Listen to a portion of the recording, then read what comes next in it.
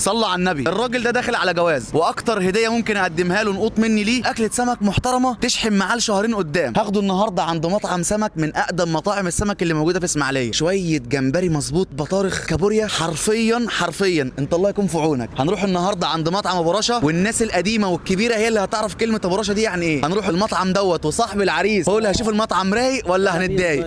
يلا نستعجل. ها ايوه روح لسه بدري. ايوه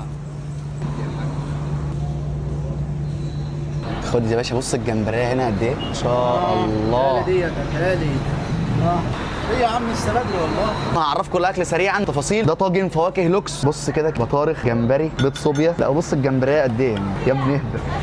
طاجن ابو رشا لوكس، كميه فوسفورات هنا، كابوريا، صوبيا، بيض صبيط، وده مهم، بطارخ. وبص البطروخ قد ايه، بص الجمبريه جنب ايدي ما شاء الله. السمكيه البوري السنجاري دي محطوط عليها برده سي فود.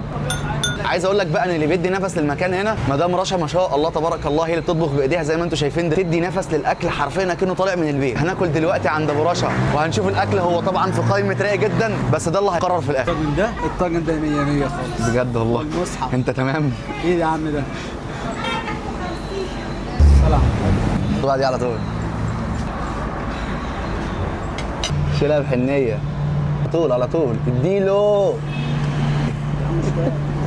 رايق ولا هنتضايق الاول؟ لا رايق بجد رايق من الاخر. انا هجيبه لكم في اخر الاكل هيبقى عامل ازاي. مكان ابو رشا هو في طريق البلاجات بالظبط قدام نادي الشبان المسلمين، تقريبا باين على وشنا اصلا من كميه الحمار اللي على وشه. يلا بينا عشان هو كده خلاص. ايه يلا يا باشا، استني بقى في حلقات جديده. ما تنسوا تصلوا على النبي. سلام.